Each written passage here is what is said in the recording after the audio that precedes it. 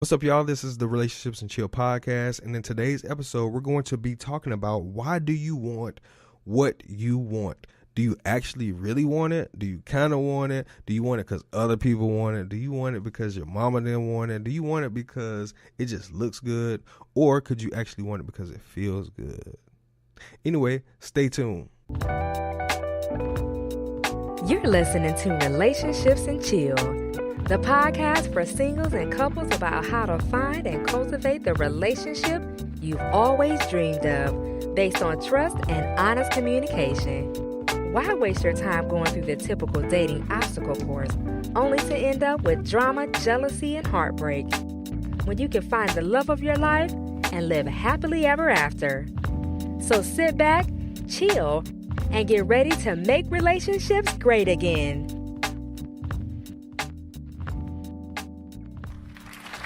Greetings, everyone. Greetings.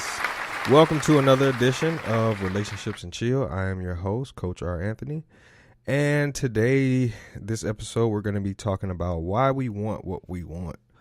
And I think it's very important to know this information because a lot of times we just want stuff for so many reasons that we kind of lose sight of why we even wanted it in the first place. Like, it's not even a valid want anymore. We just want things the way I'm thinking about it, the way I see it, especially as it relates to relationships and single. Like, if you're single, we want things based on what we used to want, and not reevaluate them according to the time in life that we are in our own experiences.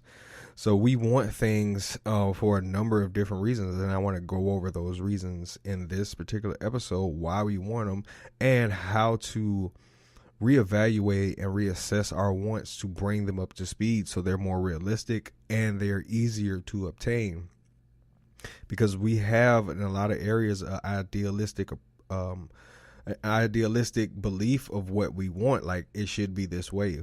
But unless you reassess it and reevaluate it and come to a realistic realization that this thing that you want, whether it be a relationship, a business, a new car, whatever it is, you can't base it on what you used to know, is what I'm getting to. So we're going to go over a few things that I think is very important to help you reevaluate things and people that you want.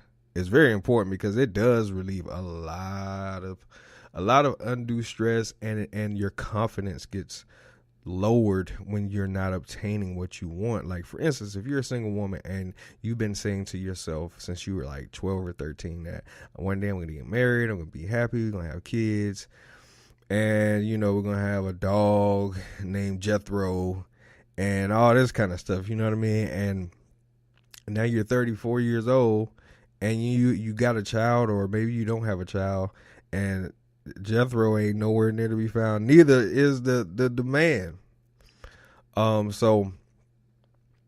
But now is a time, at any particular time that you find yourself finding this information, to reevaluate the things that you want and why you want it and what you have to know to obtain what you want. Because when you were 12 or whatever young age you were as a young lady or a young man, and you said, this is what I want, you were not equipped with the knowledge on how to get what you want.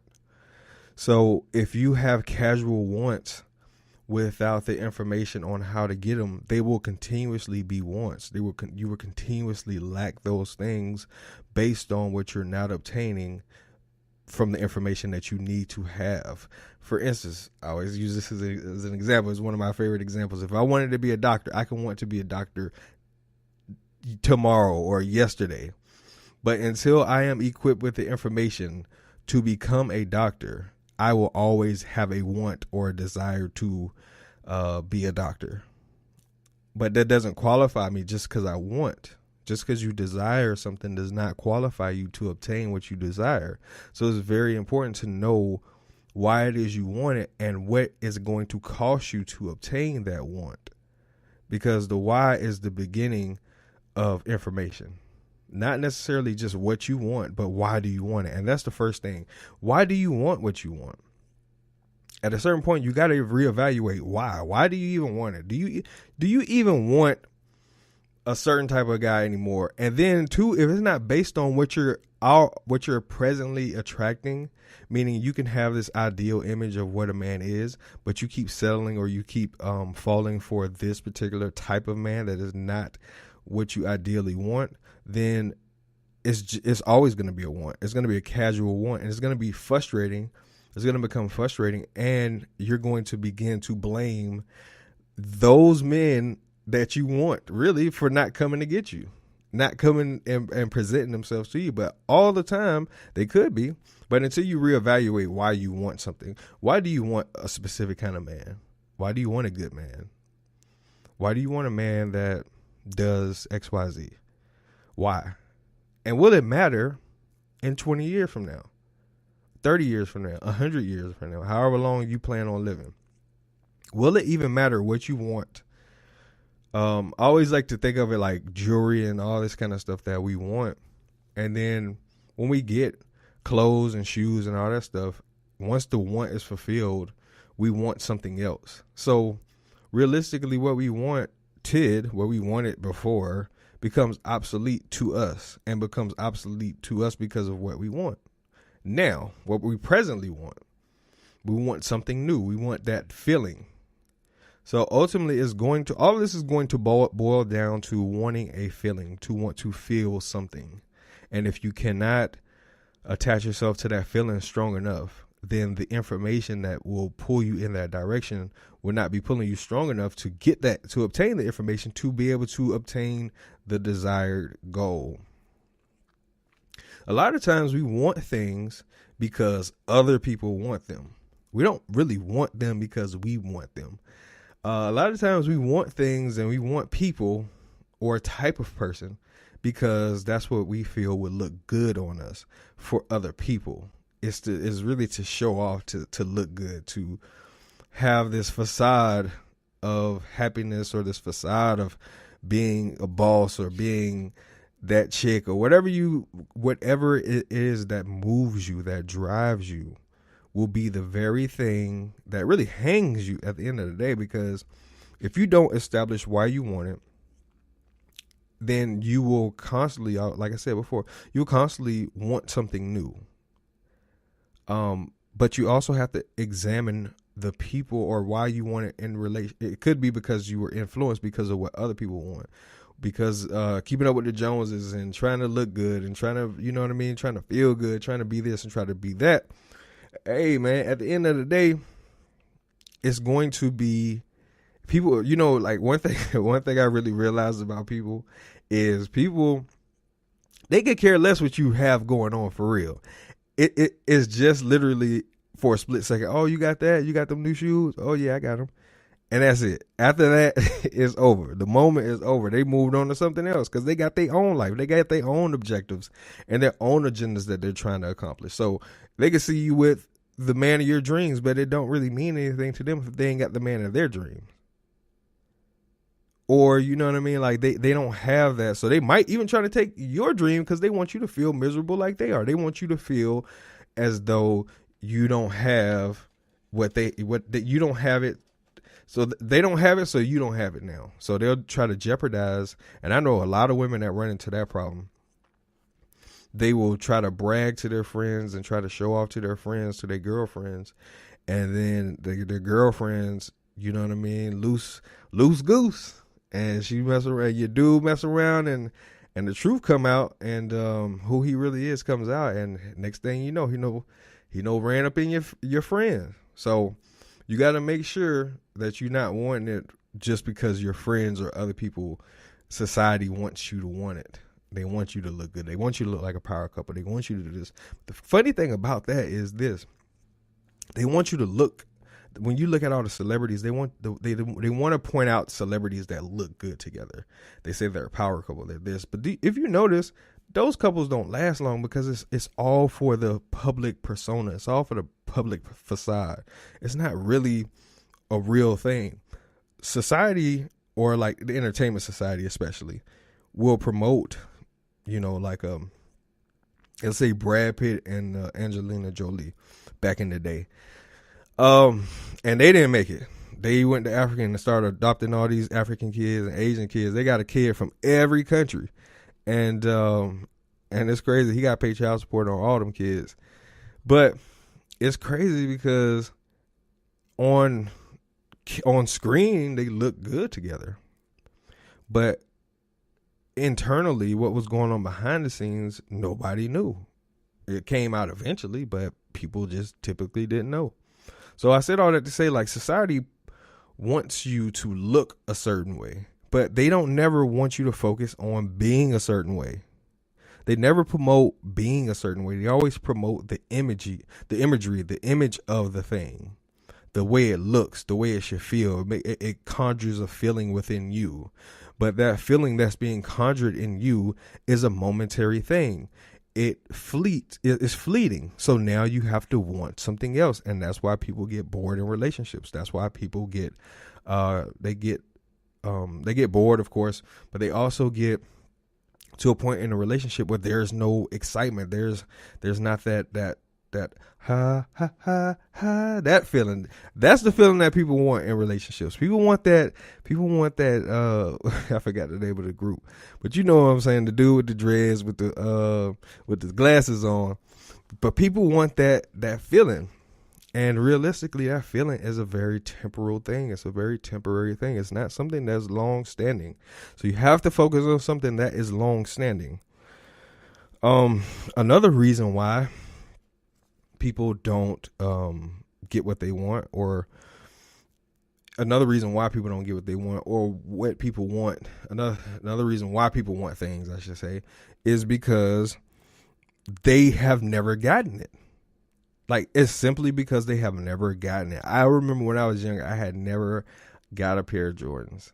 I had like the off Jordans, you know what I mean? Like the Jordan 1.5s, or, you know, like the in-between Jordans. I was the in-between Jordan guy.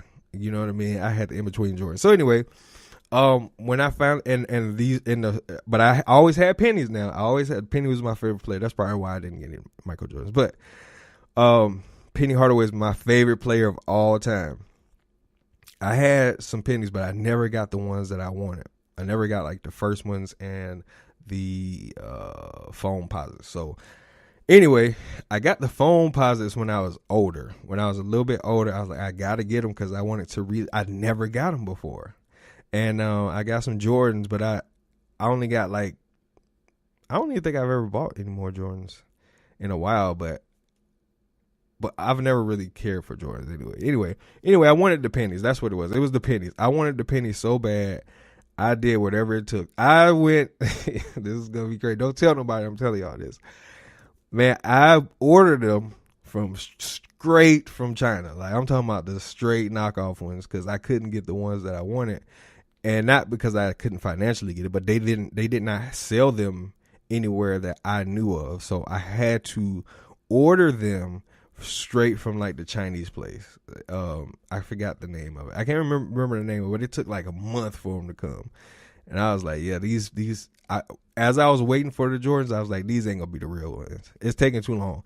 The real Jordans would have been here. The real pennies would have been here by now. Any real Nikes would be here within like a week, maybe two. And this was back in like 05, 06, 07. They would have been there within a week. But when you get them knockoff Jordans, they sending them straight from the factory in China.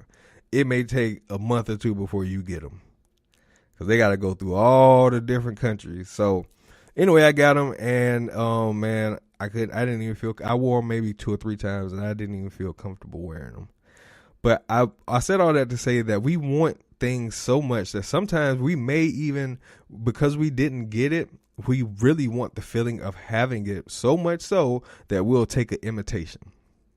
We'll take something close enough to what we want that it's not designed to last. Those shoes, I wore them probably like 2-3 weeks, and the side of them, like, they just started collapsing, you know, but they ain't like break all the way through. They just started collapsing, like they started folding out.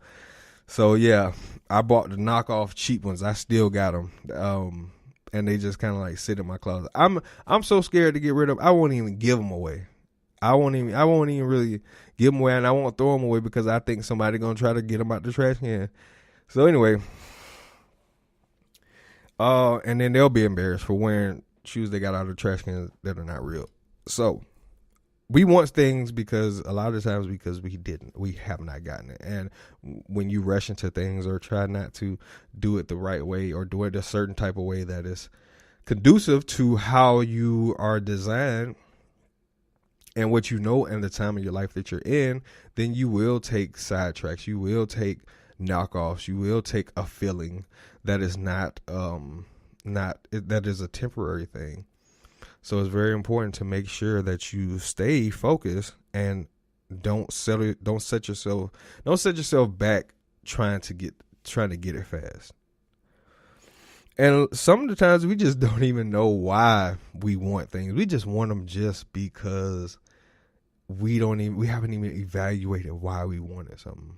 It could have been just a casual thought 10 years ago that we had, like, oh man, I want to go to New Mexico and you want to go to New Mexico, but there's nothing in New Mexico for you. Hey, listen, if you live in New Mexico, I've been to New Mexico, I like it there. But I'm saying, like, somebody who lives in Alabama or somewhere else, like, man, I want to go to New Mexico. But listen, there ain't gonna be nothing in New Mexico for you. It's sad to say, I like New Mexico, but I probably would have never went there in my life had I not been doing my job, like driving trucks. So, but a lot of times that's just an example. It's probably not the best example, but it is an example of we just want things just because we want them with no real reason, no real purpose, nothing, no benefit to us. We just want things. People would just want a relationship because they just want a relationship. Like, but what I've been learning from coaching is people don't really know why they want things. They just want them. We just want things because, especially when you look at the imagery of things, when you look at how people want things to look, because everything starts in the mind. Like when we think about a relationship, when we think about a family, when we think about a marriage, especially for women, when women think about a marriage, they see themselves coming down the aisle in their white dress, and the man is standing there waiting for them. But if you notice, there's really never an age of the woman, of yourself, as you're coming down that aisle. So that was kind of like a little side note, but the things that we want, the way that we want them, and the imagery that we want to have it appear as, we don't even know why we want that. We know we want it because we've seen it. We've seen it on TV. We've seen it in movies. We've seen it done for other people, and it kind of ties back into influences and what we see other people obtaining. So you want something because you see someone else doing it, and you imagine yourself doing it. Because in movies they try to paint the picture as you're this person. This is you, and especially for women, like chick flicks, they make it very female centered, so women gravitate and are drawn to that stuff like rat on cheese. Now, I ain't calling y'all no rats, but I'm saying that's how strong it is. It's a very strong thing. So people just don't even know why they want it. But when you sit down and you think about it, and then I start, like, okay, for instance, when I do the coaching, I start asking people, like, why do you want this? Like, why do you want to be married? Okay, because I've always seen myself being married. Okay, but what does that mean? Like you always seen yourself being a married person, or you always seen yourself getting married? And then so when you start breaking down the things that people say into, like, and throwing it back at them in bit-sized pieces, then people are like, I don't really know why I want it then, because I just know I want a feeling. So ultimately, we what I'm saying in this episode is we get a feeling, or wanting a feeling, confused with what we want. what we think we want, I should say. What we think we want is really 99 out of 100 times is just a feeling. That's all that it is. We want to feel something. So eventually what you have to do, you have to reevaluate what you want, because it may not even be conducive for where you are. It may not be, it may be perfect for who you are, but for where you are, it may not be. You may have to reevaluate why you wanted it the way you want it. And that right there is very freeing when you start breaking it down to understand why you want something in a way that is very microscopic, because we break down everybody else's stuff. When people tell us, whatever it is, man, I swear, like, people will break down every word you saying, and they'll check you on it. They'll try to check you on it. They will try to nitpick your word to make sure that everything is lined up. But we fail to really do that on our own. I'm probably guilty of that too. I'm guilty of it too, I should say. Not probably. Let me remove that word. I'm definitely guilty of it myself. I can pick apart a lot of people's stuff, but for me, for some reason, unless I write it down, hey, I said what I said was right. I said it the exact way it was supposed to be said. But you know how that goes. That's not always the case.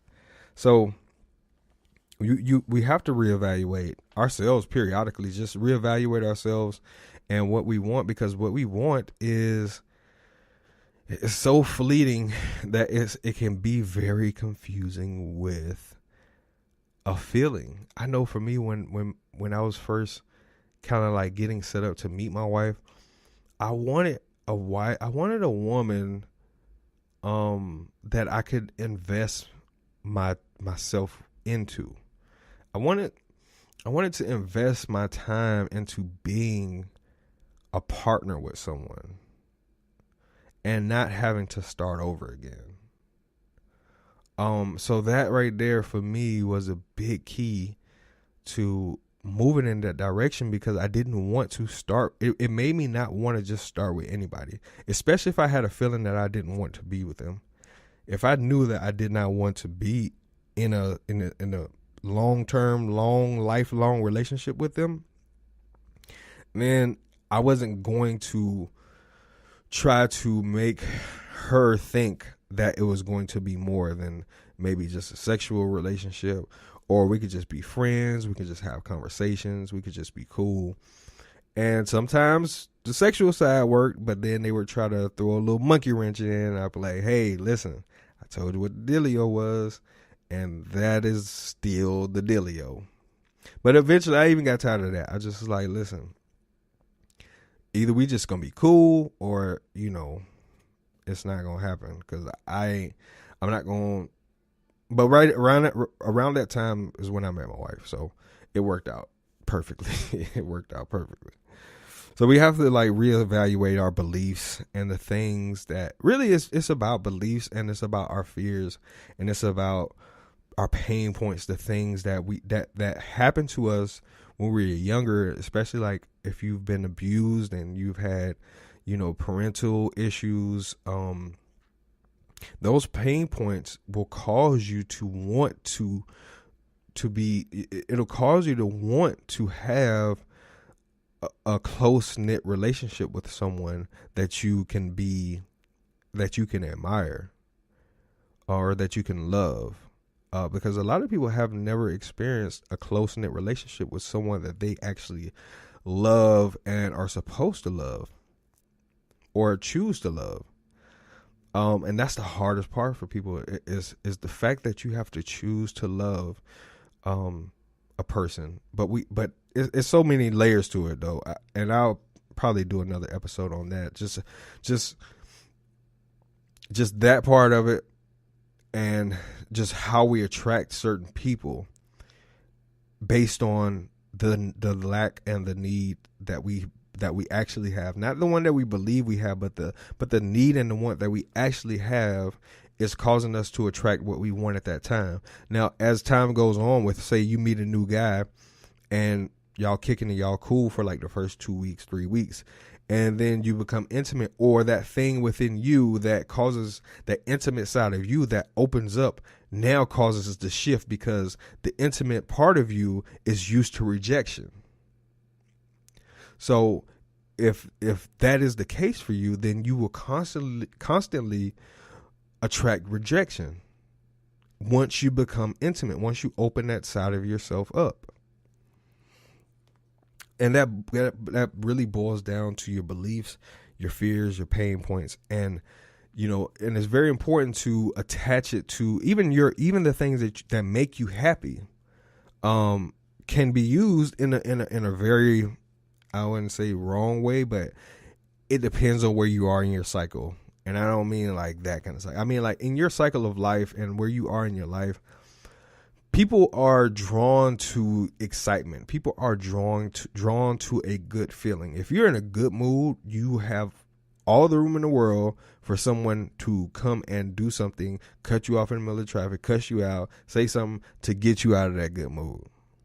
You know what I mean? Like, you could be feeling great, wake up in the morning, you know what I'm saying? Ate your breakfast, took your shower, did all your workouts. You feeling lovely. You feeling lovely. And then you walk out the house and go to the grocery store and somebody, you know what I mean, almost hit you. Somebody almost hit you with a cart and they looking at you like you stole something at the grocery store. Anywho, and then your day is all, all thrown off. And so, it's very important to make sure that you protect your joy, especially because it doesn't happen every day. Every day we don't feel like that feeling, like amazing feeling. Some days we just feel like blah, and man, you got to protect those joyous days and work through those blah days, and it is tough. So, but now the most important thing, and I'm gonna close it out pretty much with this, is just realigning your wants with your unique experience. And that's tough to do. But your unique experience has to be in line with your wants, or your wants have to be in line with your specific unique life experience. So your specific life experience has to be in line, or your want has to be in line with that. Because if not, you'll find yourself wanting, I know I said that in a funny way. You find yourself wanting to have something that is not really, it's not what you, it's not, this is the word I'm looking for. I'm looking for the word, and I'm talking to y'all like y'all are right here, but I'm looking for the word that means, like, it's continuous. Like, like it's something that you've always wanted and you've always gotten.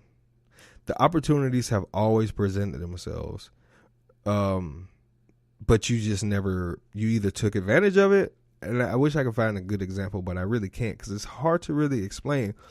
But I know for me, like, all right, I'm going to give you an example, like with relationships and chill. I've always wanted to talk about relationships. I've always wanted to talk about singles and how things come together to create life, or whatever it is, whether it's life, whether it's if you're a writer, you want to write, or whatever it is. But the opportunities always present themselves, and it's a recurring thing. It's something that recurs in your life, and you want to do it.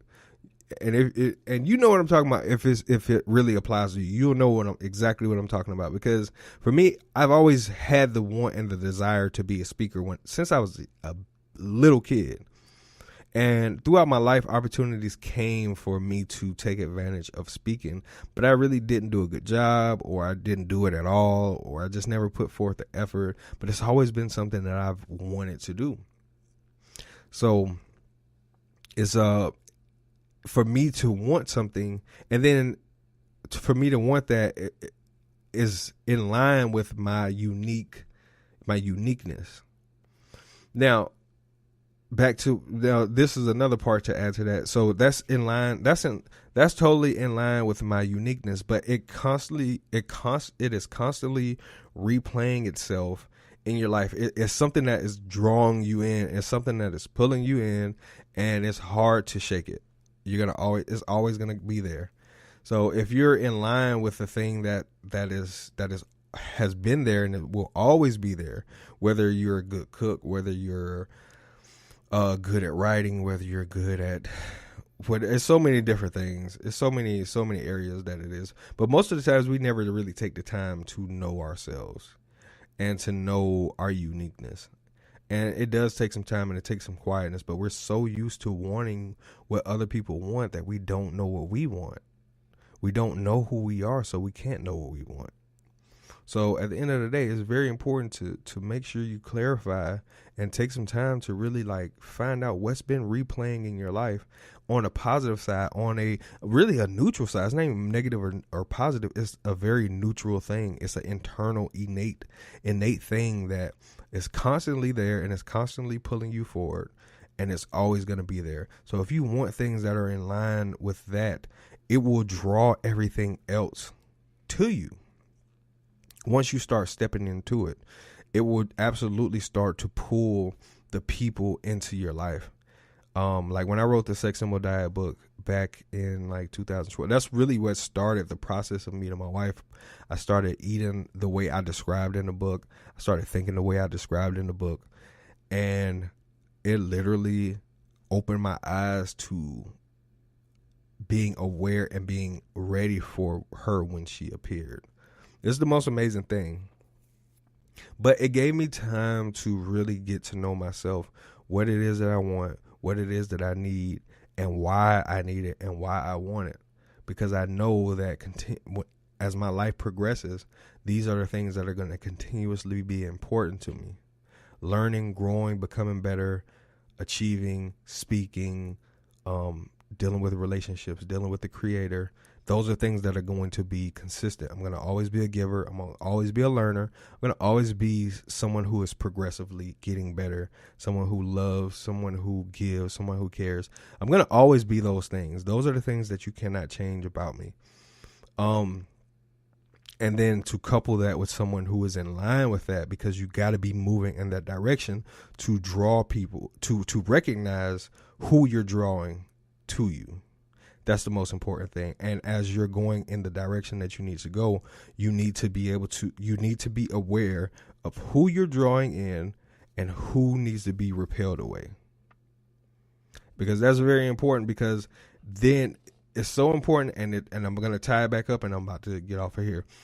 It's so important to know this stuff, because what happens is you start drawing and attracting people that now influence what you want, and it affects now what you want. So now you want something different that is outside of the course of who you are. So you got to be very careful about who you're drawing in and what to repel and who to repel, because the vicious cycle is, as you progress through life and you start moving into certain directions and you start doing what you need to be doing, and then life is going great, and then you meet somebody, but you're not aware of this person's agenda.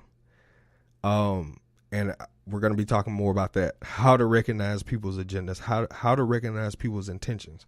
So anyway, you have to be able to recognize people's intentions, because now they will bring in new influences, things that you want now that are not conducive for where you're going. So they actually bring in roadblocks. They bring in a roadblock, and now you want things that you don't want. So it really just starts to deter you off the path. And that's what happens with most people. So we're going to talk more about that. That's why I just wanted to talk to you guys about that in this episode. So you guys, let me know your thoughts. Why do you want what you want? What is it? Why do you think you want it? What is it that you want? Let me know in the comment sections of whatever you listening to this on. And let me know what you guys want to hear, what you like. What's been your favorite episode so far? Let me know. At any rate, it's been real. It's been good. It's been real good. Coach R. Anthony. And I'm about to get up out of here. Y'all take it easy. Peace. Thanks for listening to Relationships and Chill. For more information on cultivating the relationship of your dreams, please follow us on Instagram or Facebook at Relationships and Chill, or subscribe to our YouTube channel at Relationships and Chill TV. You can also visit our website at www.relationshipsandchill.com. Together, let's make relationships great again.